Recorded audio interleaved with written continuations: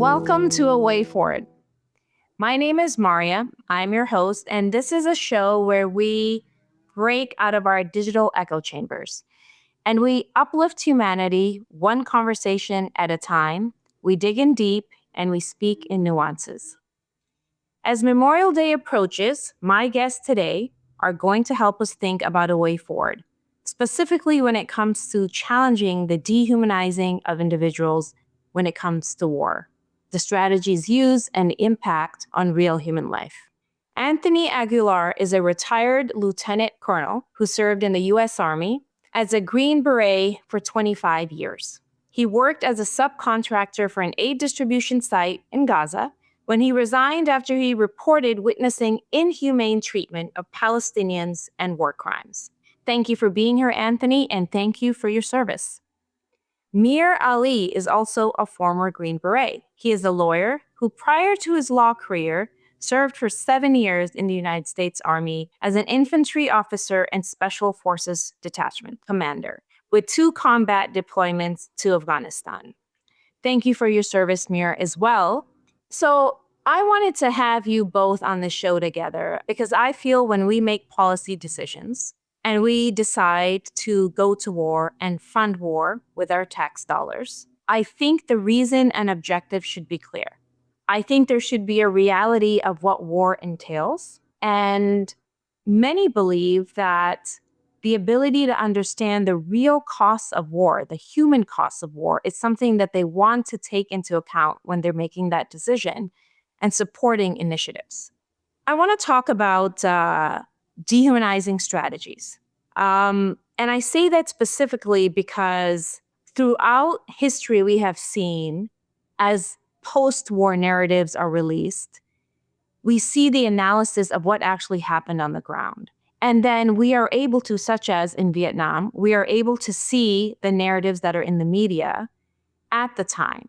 And for some reason, it's always 5, 10, 15 years later where we're actually talking about real costs of human war. And then we're also talking about how demonization of these people actually impacted what we did. I just want to ask you, if you could, Mir, you use the phrase fog of war, right? And that has been used by many individuals when they talk about military aggression. Can you describe what role dehumanizing strategies, in your opinion, can play when people use the phrase fog of war to explain or defend military action? Sure. I think fog of war, it becomes a problem when it's used as a grand excuse, right, for all civilian casualties, and just everything comes under the fog of war. And that's not the reality on the ground. So as Tony will know, and ground combat commanders are making real-time decisions on whether to conduct airstrikes, whether to engage, enemy combatants in direct fire, and whether there's a potential for loss of civilian life. And so there is a real thing as fog of war, but there's also something called operational restraint. So I can make a decision on if I'm getting, shot at from a village. Should I drop a JDAM and just destroy the entire building? Sure, I could do that, and probably no one would bat an eye. But as a special operator, I know that that's going to be counterproductive to our mission, because the more that we harm the civilian populace, the more enemy that we're going to end up creating. And that's like a fundamental doctrine of counterinsurgency. You have to address the problems with the populace if you want there to be fewer enemy. And fog of war becomes a problem when that reality is taken out, and it's just used as an excuse for any and all civilian casualties.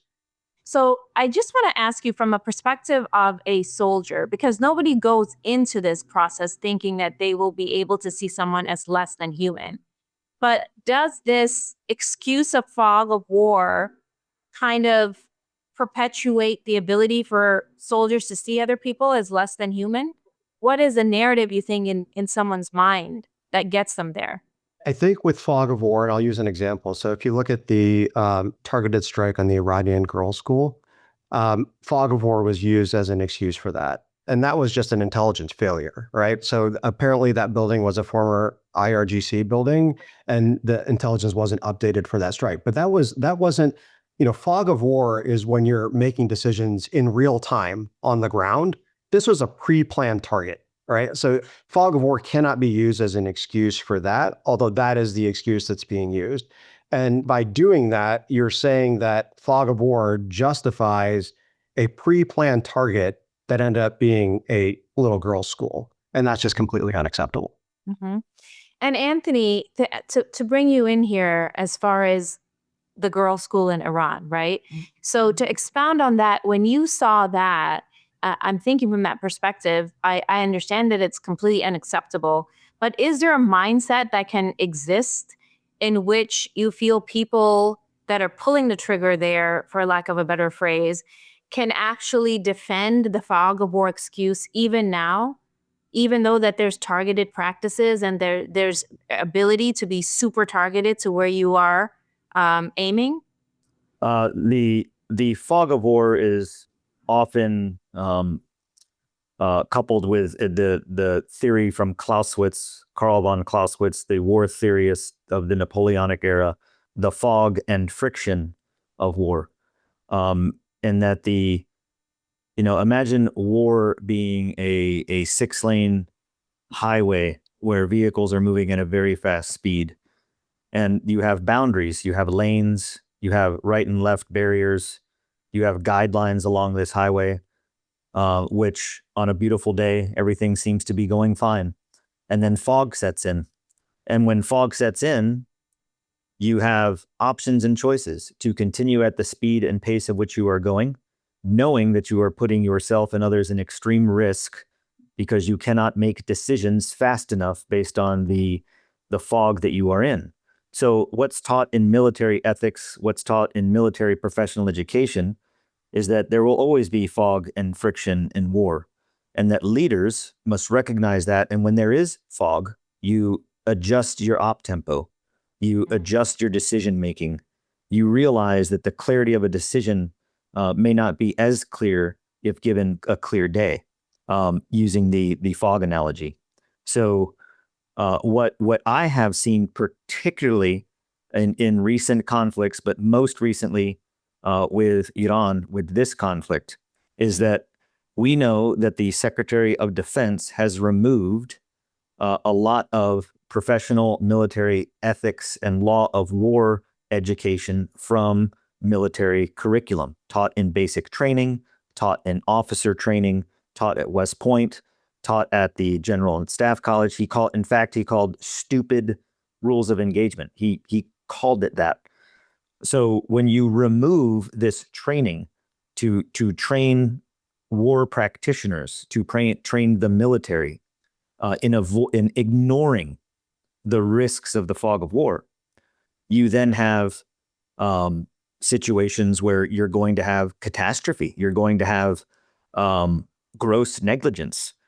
Now, what I will say for the incidents with Manab specifically is that we have many tools in the military industrial complex on the battlefield that remove or fight through that friction and that fog as if it were not there. Had we been fighting the war had initiated with Navy vessels, with cannons, with cannonballs, fired at night in an arc over the sea onto land, where you can't possibly see the target you're shooting at. You only know that that's your target. That's not how this strike occurred. This strike occurred with a Tomahawk cruise missile. A Tomahawk cruise missile is under the full operational control of its pilot, not in the missile itself, but controlling it from the cruiser that it was fired from. In this case, the destroyer, the USS Spruance. So when a Tomahawk missile is fired, from the second it's fired until the second it hits its target, that operator has full motion, color, immediate HD video feed to exactly what that missile sees. In this case, we know that in the final approach or the terminal attack of that missile onto the Manab school, that what was seen were children playing on the playground, children going in and out of the school, the walls painted with butterflies and flowers and rainbows. That decision was not fog nor friction. That decision was deliberate. Was there intelligence that dictated that that school was potentially an enemy objective? Bad intelligence? Intentional intelligence? To strike at the heart of a children's school of your enemy, where the majority of the officers that serve in the military of the enemy you are fighting, where their children go to school, a dehumanizing blow, very intentional. That's not fog and that's not friction. That's a war crime. So the fog of war is always present. To blame the fog of war on negligence is disingenuous. And quite frankly, military officers are trained to understand that. I want to bring it back to the dehumanizing aspects of this, right? Now, as you said, what you could visibly probably see are little girls. What you could probably clearly see that there's art on the walls and that this is a school where civilians are present and children are present. And it brings me to this question I have about how soldiers and military prepare. Physically, we understand, but how do you mentally prepare to view something like that and then see what is happening could cause civilian death, to be okay with that when it does happen, or watch it in real time and then keep going with the task that you have been given? So what dehumanizing strategies can you employ on yourself, deliberately done or maybe unconsciously done, that one has to practice to be able to get through that? Because to me, as a human being completely outside of the space, it seems to me it would be so shattering, earth shaking for me to witness that this is specifically happening and it's an error that's about to happen. How will I continue the next hour after it has happened, and to hear someone defend it within the ranks that I am at? So the answer to that in terms of military training, it doesn't happen by happenstance. It's in training. It's called inoculation or desensitization to dehumanization, to expose soldiers, to expose troops to those experience, especially now that we can implement AI and digital. It's almost like playing a video game, literally, in Okay. training, to where you become so desensitized to the act of which you are doing. The further you are away from the battlefield, the less personal it is. Imagine if you're flying a drone that is attached with a Hellfire missile, and you're firing that Hellfire into a village or into a compound that you've just been told you don't know what the context is, you don't know who's there, you're not ordering the strike, you're just the young airman flying that drone that's told to shoot that missile. But you're sitting in Las Vegas, Nevada. People don't realize these. A lot of the drone operators that fly these drones in Iran, in Iraq, in the Middle East are sitting and in terminals in Las Vegas, Nevada.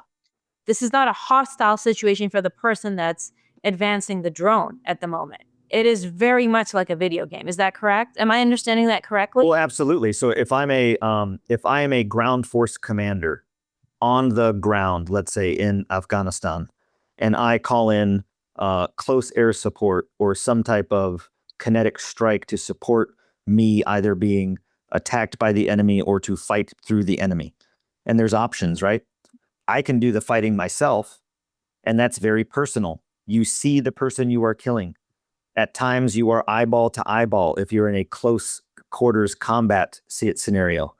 I've been there. It's very personal. Harder to pull the trigger.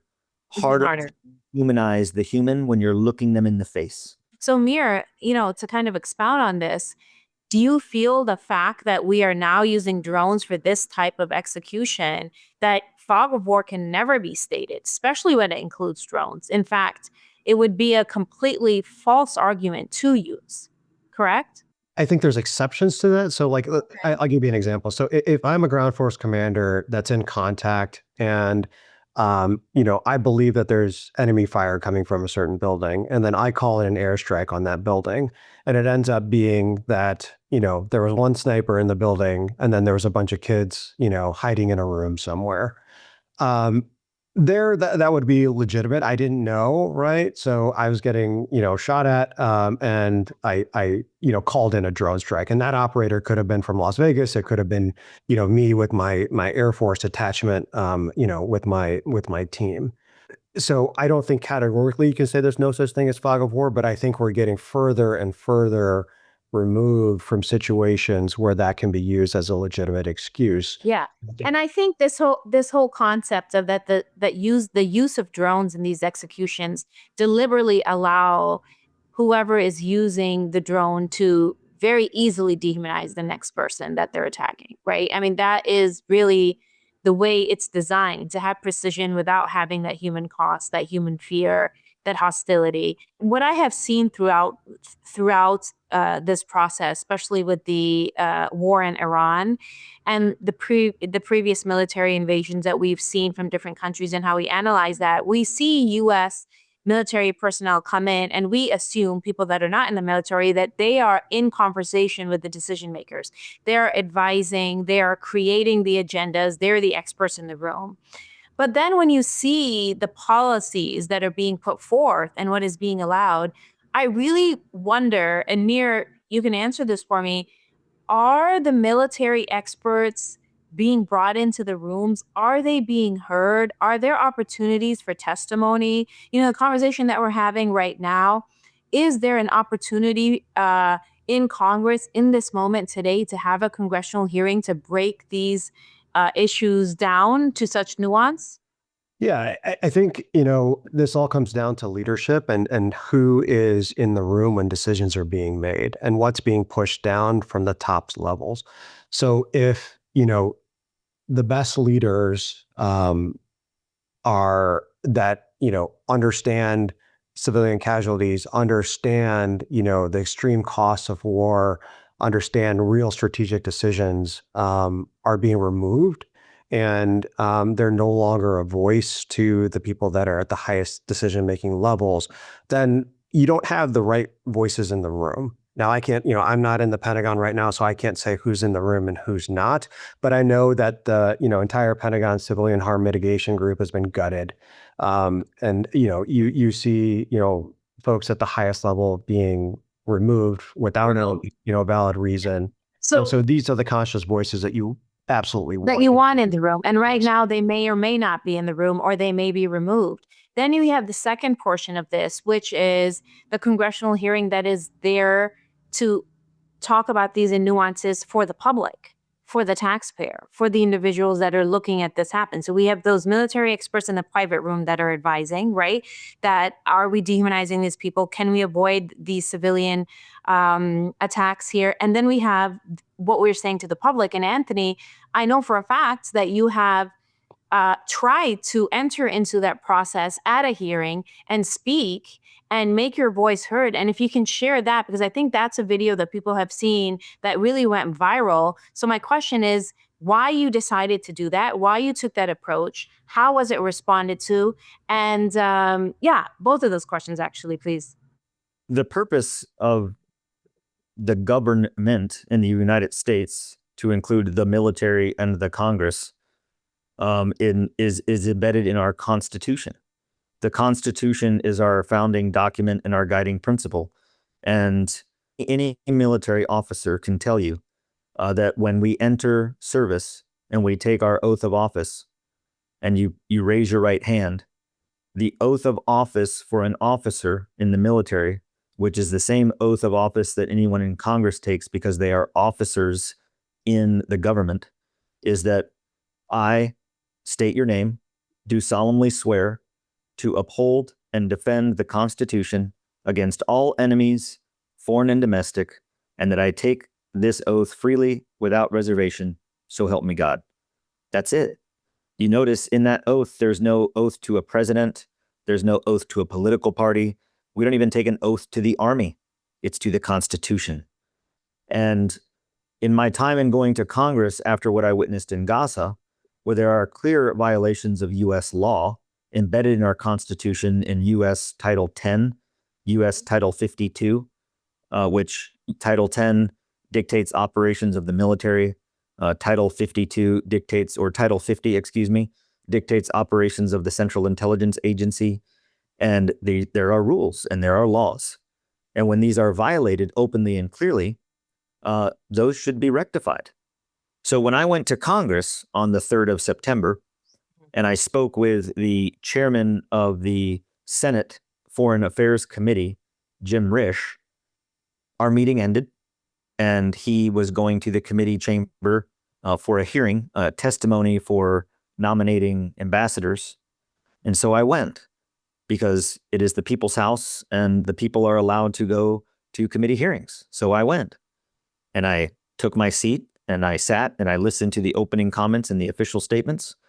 And when comments were turned over to the people, when you hear, in some of these hearings that you see on C-SPAN or CNN, when the witness then talks, it's the opportunity for the people to talk, to speak up. Is that breaking the law? No, it's a violation of decorum. Same thing as if I spilled my water or spilled a drink or had food in the committee hearing. It's a violation of decorum. It's not a violation of the law. So I simply stood up and I held up a copy of the Constitution, and I looked Senator Risch in the eye up on the high seat of his committee chair in the chamber, and I said, "You're violating the U.S. Constitution. You have an oath to the Constitution, and you are violating your oath. And there's a genocide, and we're funding it." And without hesitation, I was immediately tackled to the ground, handcuffed, picked up, and then dragged out of there. And I intentionally allowed that, not resisting or not holding, because typically what they will attempt to do to scare others is that they'll hit you with a secondary charge of resisting or whatever the case may be. So I knew in that moment that I simply had to be manhandled and dragged out. But the reason that I did it, was it to make a point? Yes. Did I feel that in doing it at that moment that Senator Risch would jump up from his chair and go back to his office and rewrite the laws? Absolutely not. But every voice matters. Every time we call out the violations to our Constitution, the lack of governance in our government, every time we call that out, whether it's small or on a grand scale, every time we stand up against that, it matters. And if we all to say, well, my voice doesn't matter, then we'll never get anywhere.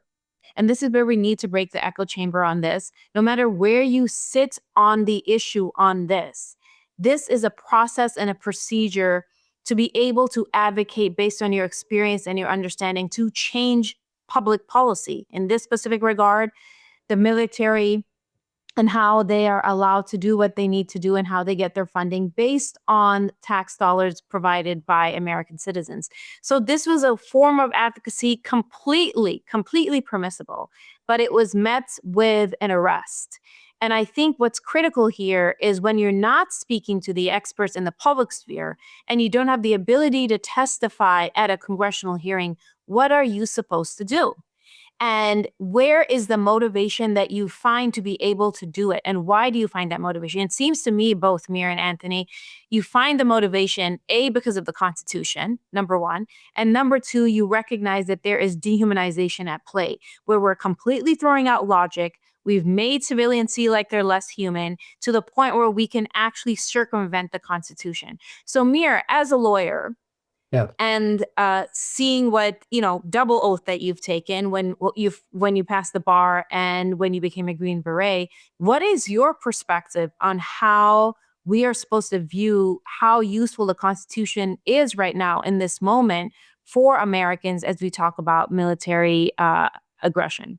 Yeah, it has to be what grounds us, right? And what brings us together as Americans, right? Is our common oath to the Constitution. And so, I take an oath to the Constitution as a military officer, as Tony mentioned. I've taken it, as a practicing attorney as well. So I think the Constitution is first and foremost. I think, what resonates with me, and I know I've heard Tony say it before as well, As a Green Beret, our motto is De Oppresso Liber, which means to free the oppressed. So we as Green Berets stand with the oppressed, regardless of who the oppressed are, regardless of their religion, regardless of their race, regardless of where they're located. We always stand with the oppressed against their oppressor. That's our charge and that's our motto as Green Berets. So that is what has been resonating with me a lot, seeing what's going around in the world.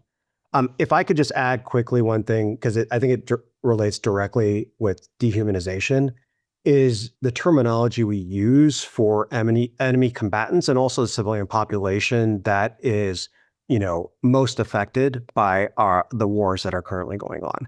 And that is a use of the word terrorism, right? So terrorism, there's a lot of different definitions of terrorism, but generally it is deliberate acts of violence directed against the civilian population to achieve a political or ideological goal. Now, the key part of that definition is that it's based on the action, not the actor. And for some reason, the media has flipped this. And so terrorism is always affiliated with an actor, regardless of what acts they're committing. So I'll use an example. So if we're in Afghanistan and a Taliban enemy combatant attacks my team as we're out on patrol, that is not an act of terrorism. That is a lawful act of war. Same with me. When I fire back or if I go after enemy combatants, Taliban, Al-Qaeda, whoever they may be, that's a lawful act of war. Now, if the Taliban directly targets the civilian population, which they've done, that is an act of terrorism. If U.S. forces deliberately target civilian populations, that is an act of terrorism. The definition always has to be based on what the act is and not the actor. In this process, who is to hold people accountable, right? That's the question. Who is to hold people accountable for acts of terror, for violation of the Constitution, for the violation of international law? And right now, what Anthony described, for the fact that he was arrested for articulating what he wanted to articulate, that nobody's holding anybody accountable, right? And Anthony, I'll ask you that because what is the human cost of speaking out against the status quo that you have experienced personally? Well, another aspect of our training in special forces as Green Berets is that we are known to challenge the status quo. Everything a Green Beret does in unconventional warfare or in our jobs and what we do in freeing the oppressed is often done in a way that is against or counter to the status quo. And in society, when you speak out against the status quo, you're going to be persecuted. But when the status quo is wrong and the status quo is immoral, it needs to be broken and it needs to change. Right about 45 minutes from me here in North Carolina, where I live, is the town of Greensboro. Greensboro is where the very first sit-ins in the civil rights movement, where diners were segregated, the very first sit-ins where white students and black students sat together in the diners to break the status quo. And where they persecuted was food thrown at them, was milkshakes thrown in their face, were black Americans called the N-word, and were white Americans there at their side called the N-word lovers, and were they targeted and treated horribly? They absolutely were. It came at a cost. But just imagine if those before us were too afraid to pay that cost or too afraid to take that risk. Where would we be? Mm-hmm. Where would we be as a nation? Because one thing we know throughout history is that tyranny does not correct itself. So in those moments and what I saw in realizing what's happening, it was very clear to me that we cannot stay quiet, that we have to challenge the status quo when the status quo is immoral, unethical, unlawful, and wrong. Because if we don't, there's no one coming to save us. Mm-hmm. There is no magic wand. There is no knight on a white horse that's going to just change it for us. It takes people standing up and taking risks.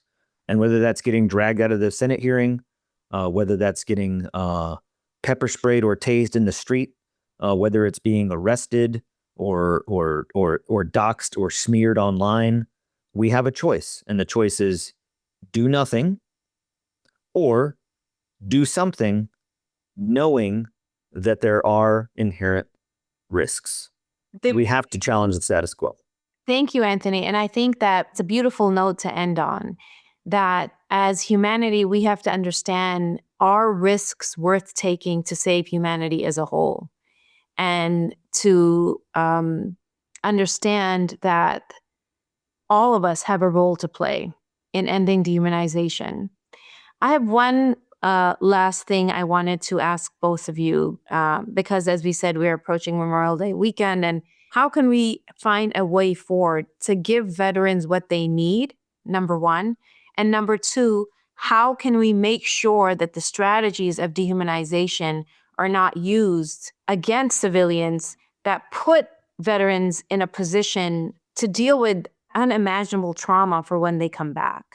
So how can we support them while they're here? And what can we do to continue to speak about dehumanizing strategies used in terms of war? So I think this starts, at the ground level with one-on-one conversations and forming real relationships in your local communities. I like to encourage folks to go to Memorial Day ceremonies in their local communities, get to know the Gold Star families that have lost folks in war. And, I know for a lot of folks that, have families that have been on the civilian side affected, in Iraq and Afghanistan, in Palestine, and areas all over the world that are here now. And I can never put myself in their shoes. I can just speak as a warfighter that's been there and has broken bread with these people, on the ground. I can understand how it'd be difficult going to a Memorial Day ceremony where that reminds you of, the war that has so, harmfully impacted your family's lives.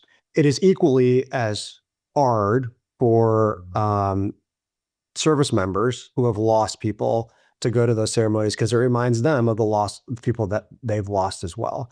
But the key thing to remember about Memorial Day is it's not about celebrating war. It's about remembering fallen warriors. Mhm. And I think if you can go there with that type of mentality and start those conversations where, a Gold Star family can tell someone about their son or daughter who lost themselves during war, and you can sit across from an Iraqi family that can tell them how they lost so many family members during the war, and understand that common ground and understand that this is not to our benefit, it's not to the benefit of our country, and it's not to the benefit of the future. Well, I think it's important to point out, as Mir just did also, in that, Veterans Day, which we celebrate in November, celebrates the veterans that are still alive and serving or have served. Memorial Day specifically is to honor the fallen, to honor those that we have lost in sacrifice to their nation. And the truth is that it should hurt. Loss should hurt. War should hurt. War is human existence at its lowest level of interaction. It is the animal of humans when we are fighting war and giving away to not intellect but the animal instinct. The loss in war, that pain should resonate. That pain should be felt, because war should be painful, because we shouldn't do it. To ignore the pain or to simply whitewash the loss and the sacrifice doesn't do it justice. It doesn't do those that have lost, it doesn't do them justice. They should be honored, they should be remembered. And for those that are honoring and those that remember and those that have lost, it should hurt. And that pain should be a reminder to all of us. War is costly, and war should always remain costly because we should avoid it at all costs.